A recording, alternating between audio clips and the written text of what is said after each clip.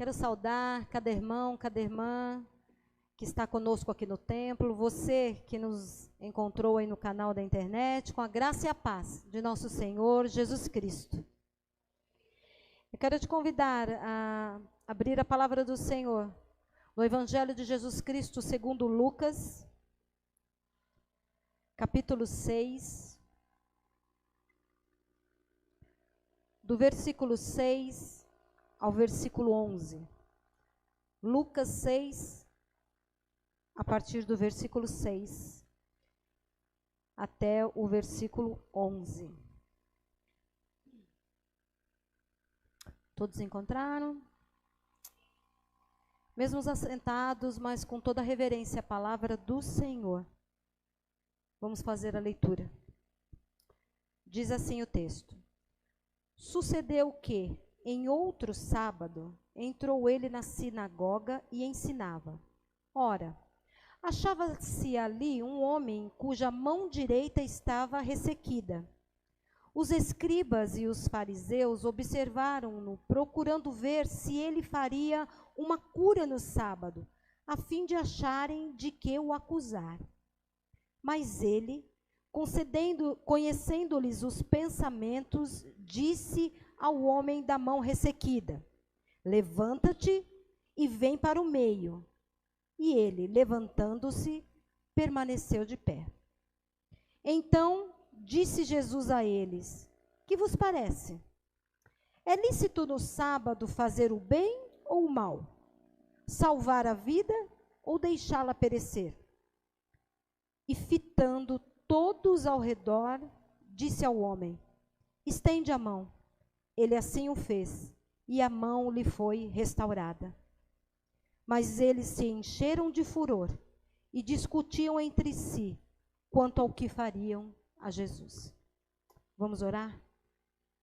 Senhor Deus e Pai Todo-Poderoso, te louvamos, te agradecemos, Senhor, porque um dia a tua palavra nos alcançou e nós fomos, por meio do teu Santo Espírito, convencidos do pecado, da justiça e do juízo. Eis-nos aqui nessa noite, ó Deus, com os nossos corações abertos para ouvir aquilo que o Senhor quer nos ensinar. Fala conosco, Deus, e que nós possamos compartilhar, Deus, mas mais do que compartilhar, que possamos viver aquilo que aprendemos de Ti. E que toda a honra, louvor e glória sejam dadas somente ao Senhor. É em nome de Jesus que oramos. Amém e amém. Então o texto nos diz que Jesus entra em uma sinagoga, e já não era a primeira vez. Se você ler os versículos que antecedem, aí a partir do versículo 1, vai dizer que ele também esteve em uma sinagoga no sábado anterior. E também foi recriminado pelos escribas e pelos fariseus. E no sábado seguinte, então, ou um outro sábado, como diz o texto, ele entra numa sinagoga e começa a ensinar. Sinagoga, então, era lugar de culto, sinagoga era lugar de adoração. Ali na sinagoga lia-se trechos da Torá, lia-se os profetas, eram feitas orações, era um tempo, então, de adoração e de consagração a Deus. E havia, então, o ensino da palavra, muito parecido, então, com os nossos cultos. A louvor, a adoração, a orações e a leitura da palavra e ensino da palavra. E no versículo 7 diz aí, então, que haviam escribas e fariseus ali presentes que certamente já estavam seguindo Jesus. E diz que esses fariseus, esses escribas, eles tinham uma única intenção. Eles estavam ali observando Jesus e o intuito deles era acusar Jesus. Como se diria no popular, pegar Jesus de calças curtas, para poder acusá-lo de alguma coisa. E a intenção que eles tinham é de acusar Jesus por ter desrespeitado a lei do sábado, que era o dia do descanso, que era o dia somente de adorar a Deus, não era dia de trabalho, diante aí da mentalidade da época. Mas olha que curioso, Nós vimos então aqui no início que sinagoga era lugar de adorar a Deus, era lugar onde a palavra era lida, era lugar onde a palavra era ensinada, era um lugar onde orações eram feitas. Então, pensando em nós aqui hoje, era um lugar onde eles se derramavam na presença de Deus, colocavam as suas queixas, apresentavam as suas situações e esperavam ali ouvir de Deus algum encaminhamento, alguma direção para as circunstâncias que estavam vivendo. Mas era interessante. Os escribas e os fariseus, diz o texto, que estavam ali para observar Jesus. Eles não estavam ali para ouvir a palavra de Deus, eles não estavam ali para aprender acerca de Deus, eles estavam ali para arquitetar uma cilada contra Jesus. Isso me leva a pensar, por que é que nós estamos aqui nessa noite? O que é que nós viemos fazer aqui essa noite? O que é que nós estamos vindo fazer a cada domingo, pela manhã, à noite? Quando acompanhamos o culto pela internet ou participamos do culto pela internet, qual é a nossa motivação? Quais são as nossas intenções? Será que nós conseguimos compreender a importância desse momento? Será que nós conseguimos entender que aqui a palavra de Deus é lida? Que aqui há um ensino acerca da palavra de Deus? Será que nós conseguimos compreender que aqui as nossas orações podem ser feitas, a nossa adoração pode ser feita? Será que nós conseguimos compreender que Deus habita neste lugar? Será que nós temos reverenciado, dado a Ele toda a reverência que Ele merece? Ou nós estamos vindo aqui, como nós vamos a qualquer outro lugar, como nós vamos a um shopping para observar vitrines, como nós vamos a um parque apenas para passear? Como é que nós temos nos colocado na presença do Deus Altíssimo? Aqueles homens estavam ali apenas para fazer o mal. Aqueles homens não estavam ali para aprender, eles não estavam ali para colocar em prática os aprendizados, mas estavam vivendo apenas uma religiosidade vazia, não fundamentada. Até então, no que para eles era apenas uma promessa, a vinda do Messias. E talvez por isso eles não conseguissem nem identificar que o Messias já estava ali, no meio deles. E todas as vezes que nós nos colocamos diante do Senhor dessa forma religiosa, dessa forma vazia, nós também não conseguimos perceber a presença de Jesus. E talvez saiamos tão vazios quanto chegamos. Quando nós estamos aqui, durante o culto, onde é que estão os nossos pensamentos? Será que os nossos pensamentos estão direcionados ao Senhor? Ou será que eles estão vagando? Pensando no dia de amanhã, pensando se tem janta em casa quando chegar. Os nossos pensamentos, enquanto nós estamos aqui cultuando ao nosso Deus, estão ocupados com o quê? Será que nós estamos observando a roupa que o irmão ou que a irmã está usando? Será que nós estamos observando o comportamento de um, o comportamento do outro? Onde estão os nossos pensamentos quando nós estamos aqui cultuando ao Senhor? E o nosso coração? Onde está o nosso coração quando nós estamos aqui na presença do nosso Deus? Será que os nossos ouvidos estão atentos para a escuta? Para escutar aquilo que Deus está falando para nós? Uma escuta que vive um processo, porque a escuta que surte efeito, a escuta que traz resultado, a escuta que traz reflexão, é uma escuta que passa por um processo. Então eu ouço, a fala me alcança, a mensagem me alcança, o ensino me alcança, eu ouço. Aí eu vou discernir o significado daquilo. A partir do instante que eu tenho esse discernimento, eu decido acolher ou não aquela mensagem. E se eu acolho aquela mensagem, então eu vou agir.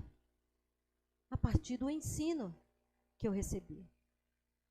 Então, essa escuta, quando ela é produtiva, ela passa por esse processo, experimenta esse processo e traz o resultado da transformação. Por isso a palavra de Deus diz em tantos textos aí, olha, quem tem ouvidos para ouvir, ouça. Parece redundante, mas não é um alerta. Porque tem muitos que, apesar de terem ouvidos, não estão ouvindo, não estão escutando. Porque essa escuta não está gerando transformação de vida. Então nós precisamos aprender a exercitar uma escuta saudável, uma escuta que traga resultados. E a partir então dessa compreensão, nós podemos permitir que o Espírito Santo faça o que lhe é próprio, que nos traga esse entendimento e que nos ajude no novo caminho, no processo de transformação, de convencimento. Convencimento do pecado, da justiça e do juízo. Mas o texto também diz que não havia só ali escribas e fariseus, que havia ali também um homem que tinha sua mão direita ressequida. E é interessante, esse texto também a gente vai encontrar ele em Mateus, em Marcos, e nem Mateus nem Marcos falam que era a mão direita que estava ressequida, diz apenas que tinha uma das mãos. E aí isso me chama a atenção, é só um detalhe, mas os textos bíblicos, eles são cheios de detalhes, né, que falam com a gente. É apenas um detalhe, mas me chama a atenção de como Deus nos usa, como nós somos, a partir dos talentos que nós temos. Certamente Lucas percebeu isso porque ele era um médico.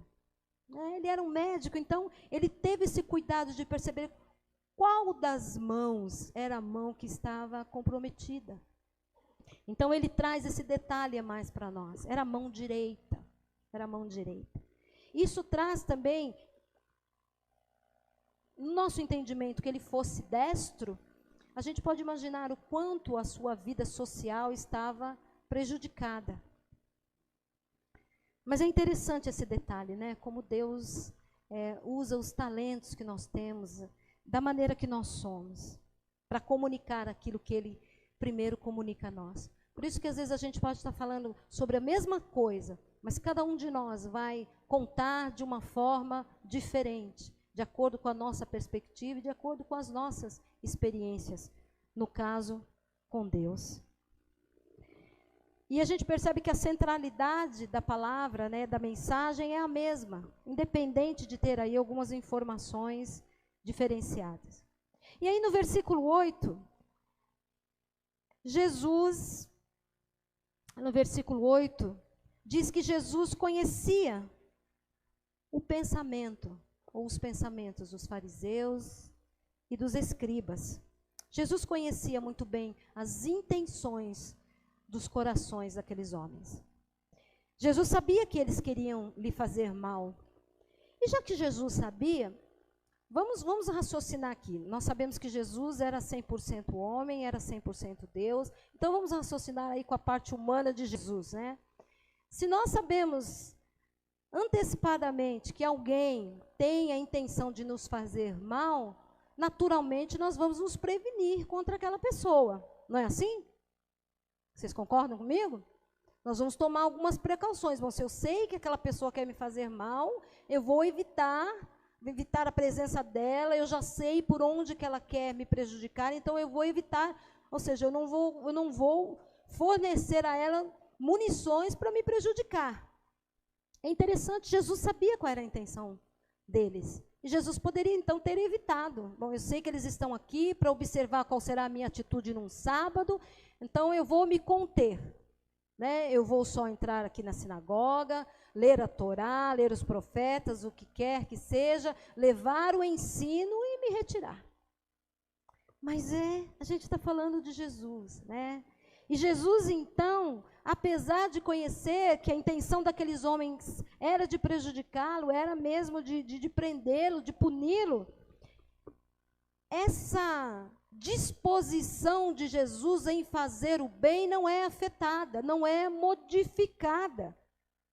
Jesus sabia qual era a sua missão e ele estava disposto a pagar qualquer preço por ela. Então, apesar de saber que ele seria prejudicado, apesar de saber que ele estava correndo perigo, Jesus não se omite em ajudar aquele homem, que, veja bem, nem pediu ajuda. O homem também estava lá na sinagoga, mas até então o texto não diz que ele se manifestou pedindo ajuda de Jesus. Mas Jesus não se privou para se proteger de ajudar aquele homem. E aí eu penso em mim, eu penso em você. Quantas vezes nós temos deixado de fazer o bem a alguém porque acreditamos que talvez aquela ação possa nos trazer algum prejuízo? Ou pior, que aquela ação não vai nos trazer nenhum benefício. Será que nós estamos buscando mesmo sermos os pequenos cristos cristãos? Será que nós estamos seguindo pelo caminho do Mestre? Será que nós estamos sendo discípulos e discípulos de Jesus, fazendo o que é a sua vontade, aprendendo com Ele? E Jesus diz então para aquele homem da mão ressequida: levanta-te, levanta-te. Imaginem o susto daquele homem. Imaginem o susto dele.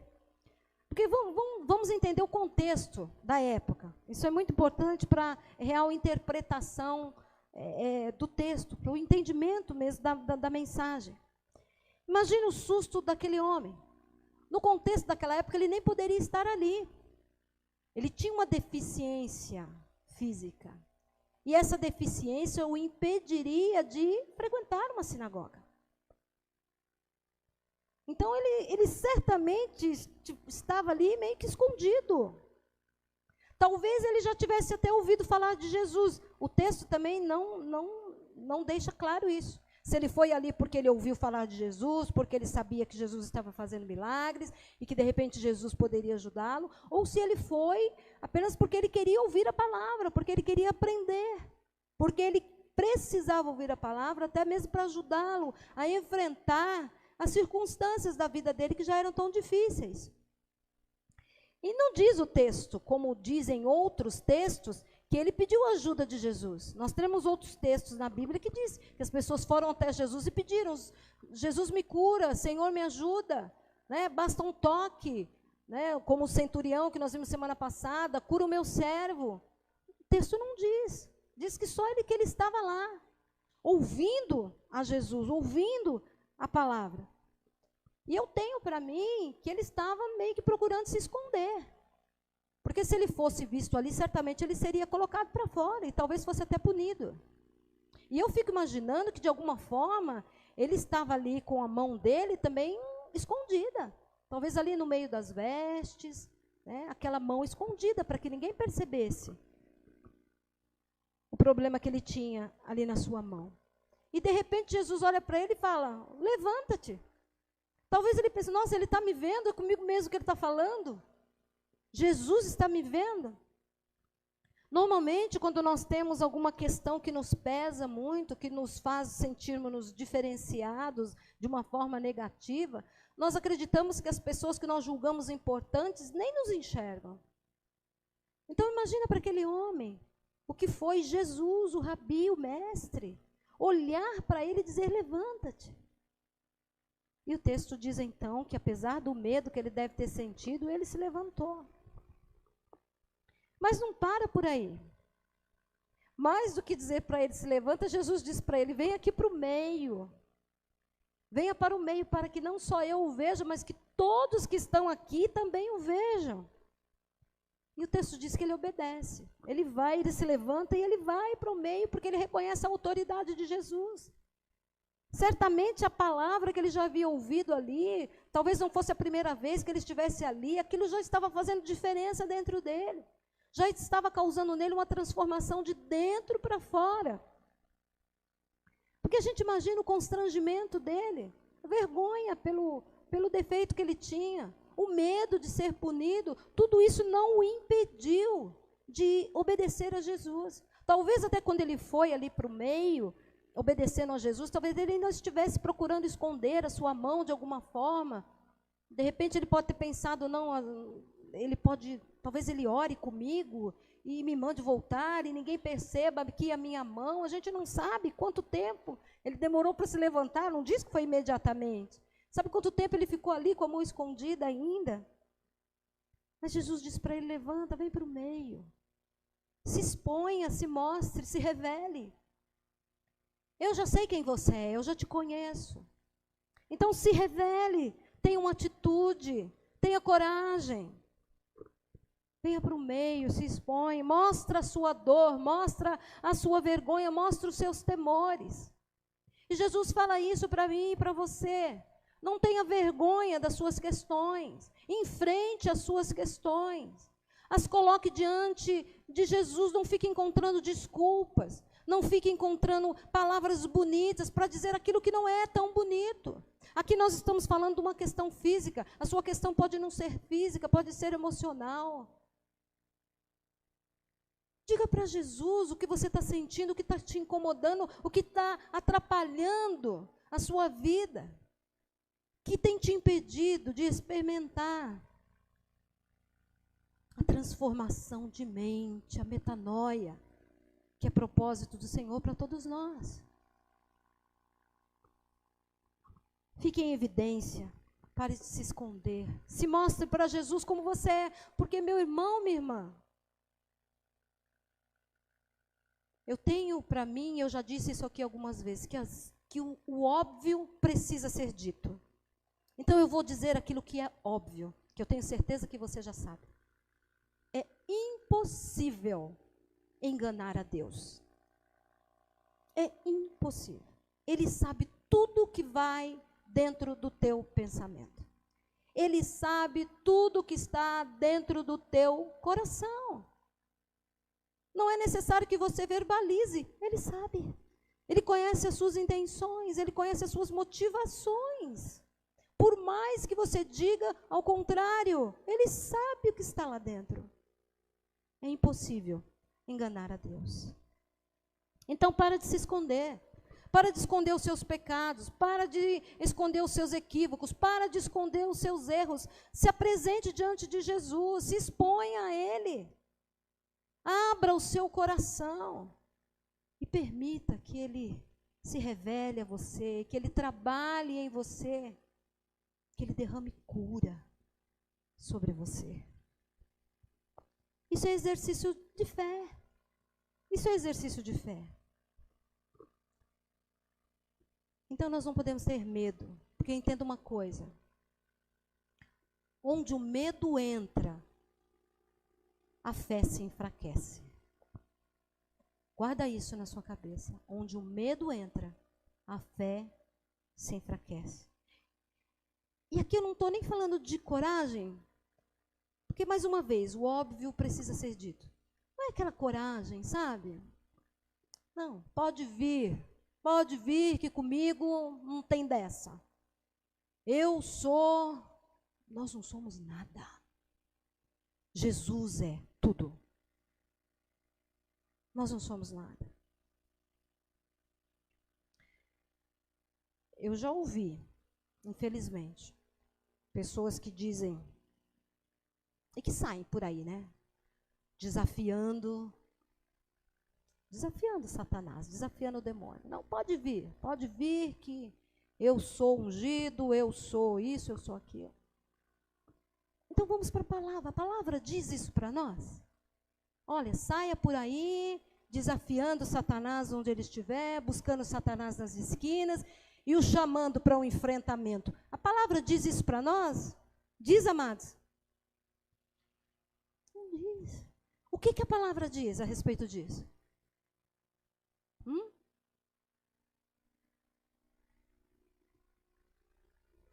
Jejum, oração, o que mais?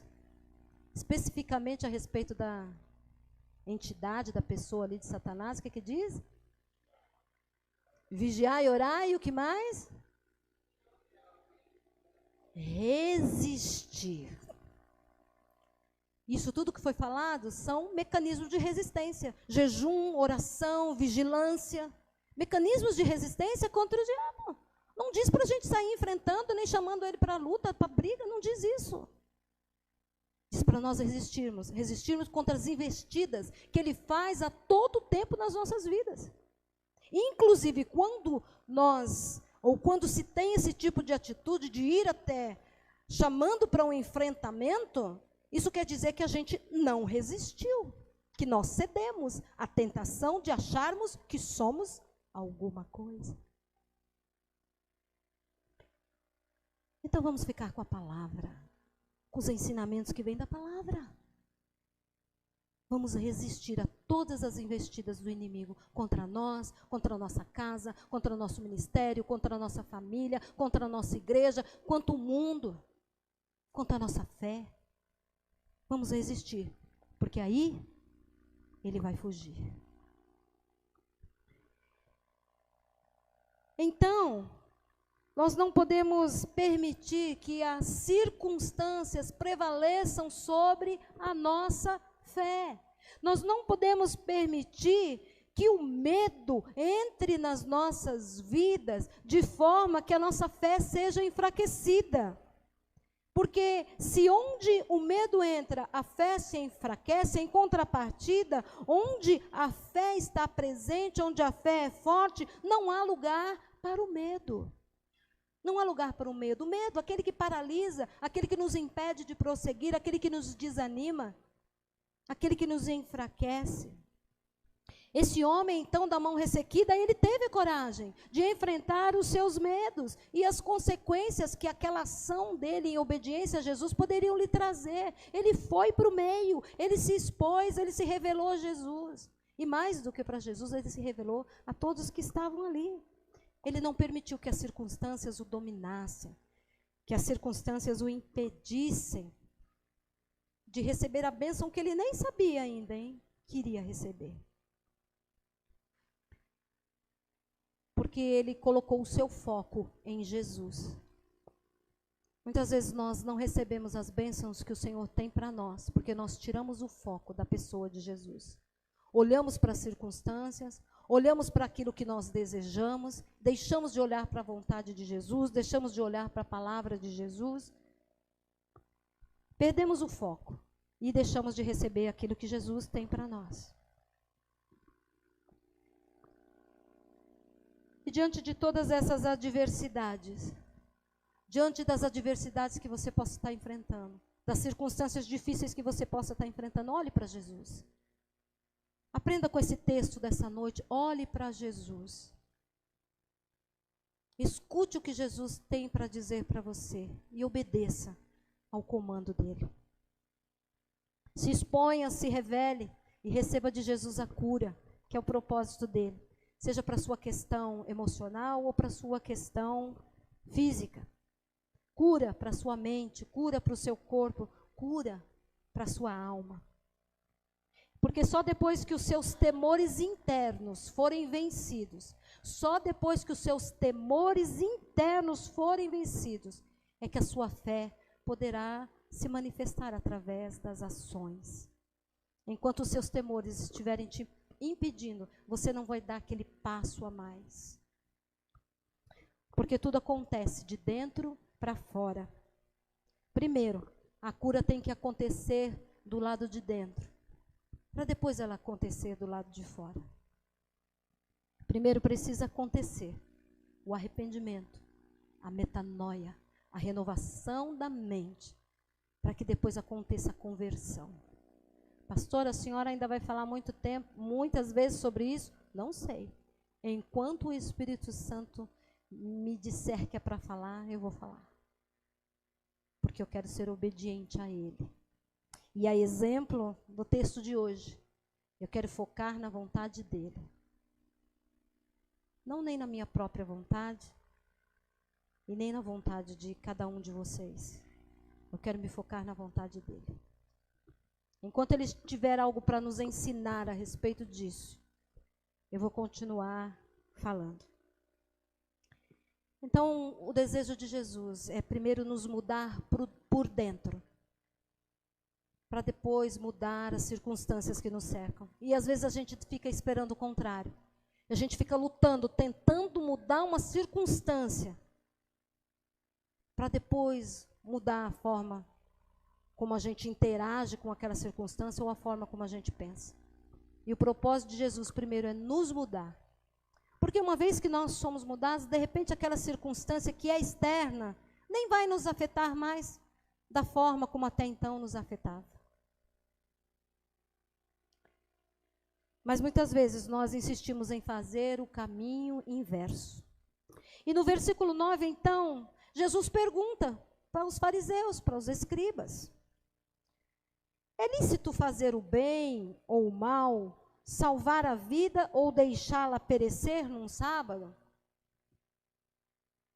Jesus está perguntando: olha, o que vale mais, seguirmos esta lei ou ajudarmos esse homem que necessita de ajuda e que pode ser ajudado, que pode sair daqui transformado?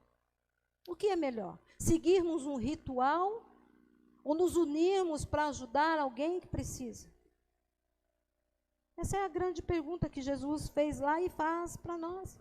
Só que Jesus não encontra resposta, ficou um total silêncio.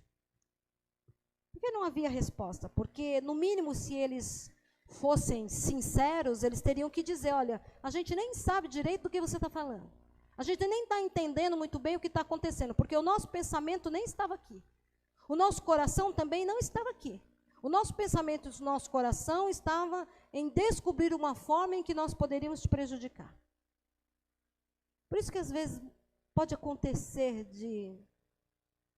durante a semana você tentar conversar com alguém: nossa, o que a palavra falou para você lá no culto? A pessoa não sabe nem dizer, porque o coração dela nem estava aqui.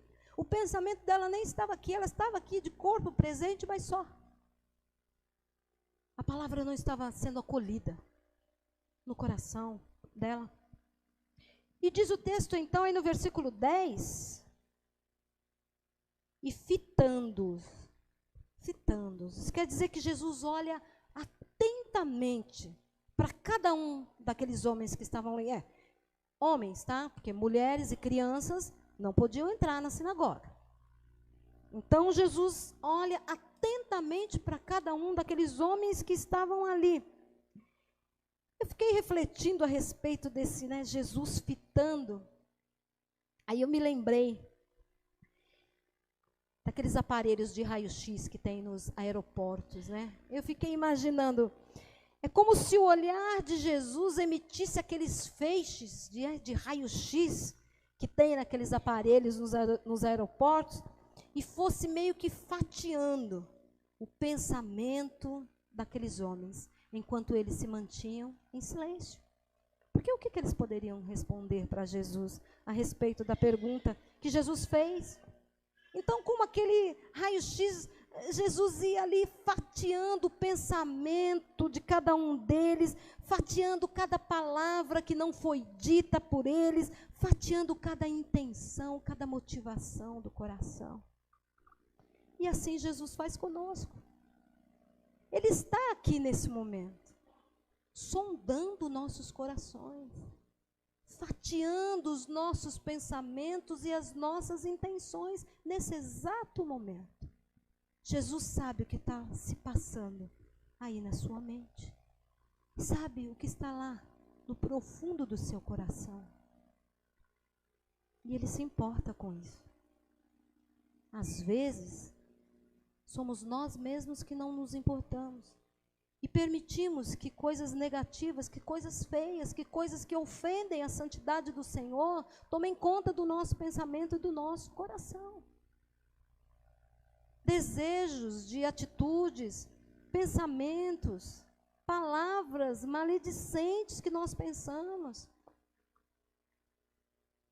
Jesus se preocupa conosco, muito mais do que nós mesmos. E como eu já disse, meu irmão, minha irmã, não é possível esconder de Deus nenhum pensamento, nenhum sentimento, nenhuma intenção, ainda que você não verbalize.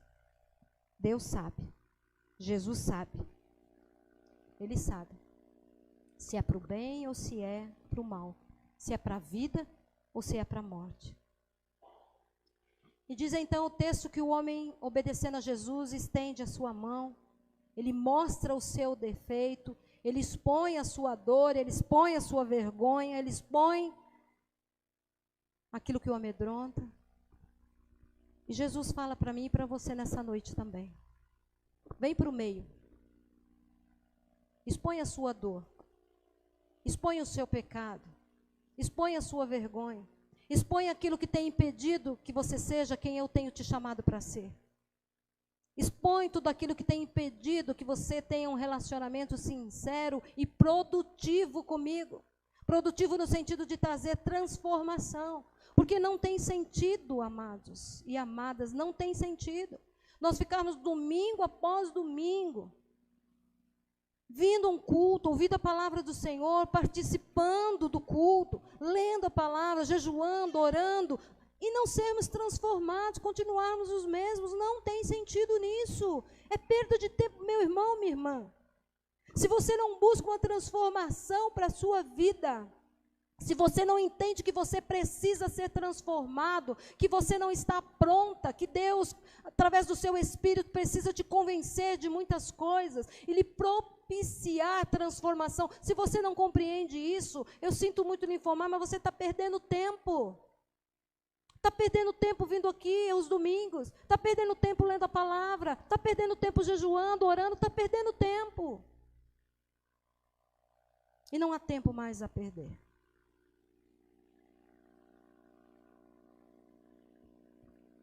Quero te convidar a fechar os seus olhos. Se colocar na presença do Senhor. E entenda e creia. Jesus está aqui. E onde Jesus está, milagres acontecem. Ainda que você se sinta sozinho, ainda que você se sinta sozinha, ainda que você se sinta envergonhado, ainda que você esteja com medo, ainda que você não tenha coragem de se levantar, de ir por meio, de se expor diante de Jesus, creia. Jesus está te chamando, Jesus está te convidando para se colocar em evidência, para esquecer tudo que está ao seu redor, tudo que já lhe disseram, que não vai ao encontro da vontade dele. E até mesmo para você esquecer tudo aquilo que você já fez. Não se esquecer no sentido de poder fazer de novo. Mas se houve um arrependimento verdadeiro, deixe para trás as coisas que ficaram, como diz a palavra. E recomece. Siga por esse novo e vivo caminho que é propósito do Senhor para você. Se você precisa de uma intervenção de Jesus na sua vida, na sua mente, no seu coração, se exponha para Ele nesse momento. Diga para Ele aquilo que você precisa. Deixa para trás as coisas que passaram. Porque, meu irmão, minha irmã, não dá para voltar no passado e consertar os nossos erros. Viva o presente, mas entregue o presente ao Senhor. Entregue a sua vida ao Senhor. Recomece. E não se preocupe também, de maneira exagerada, com o futuro, porque você não pode fazer nada a respeito dele. Não ande ansioso pelo futuro, você não tem o poder de controlá-lo. Viva o seu presente da melhor forma possível, confiando em Deus e vencendo todas as adversidades com a ajuda dele. Com a ajuda dele. É o que diz a palavra. Nele somos mais que vencedores. Por meio dele, somos mais que vencedores. Senhor Deus e Pai Todo-Poderoso, nós queremos nos derramar diante da Tua presença, Deus, nessa noite. Queremos te pedir que o Senhor sonde os nossos corações, Senhor, e nós queremos nos expor diante de Ti, Senhor. Queremos nos levantar, irmos para o meio, nos revelarmos para o Senhor, como o Senhor já nos conhece. Que o Senhor possa, como um feixe, Senhor, de raio-x, fatiar os nossos pensamentos, as nossas intenções, as nossas motivações. Nos sondar, Senhor. E não é nem se, é quando o Senhor encontrar em nós algum caminho mau. Quando o Senhor encontrar em nós algum pensamento, alguma ação, algum desejo que esteja fora dos seus propósitos, que ofenda a sua santidade, ó Deus, fala conosco. Nos ensina, nos admoesta, Senhor. Derrama cura sobre nós, porque nós precisamos ser curados nas nossas emoções, no nosso estado físico, na nossa forma de pensar, Senhor. Precisamos de uma mente saudável, precisamos de emoções saudáveis, para poder ter um relacionamento saudável contigo, um relacionamento saudável com os nossos irmãos, para podermos verdadeiramente ser sal e luz nesse mundo, Senhor. Nos dá o pleno entendimento, Pai, que precisamos ser transformados. Nos dá o pleno entendimento, Senhor, de que não podemos mais continuar como estamos. Ajuda-nos, ó Deus. E uma vez curados, envia-nos como instrumentos de cura, aonde o Senhor nos levar. Em nome de Cristo Jesus que nós oramos. Amém e amém.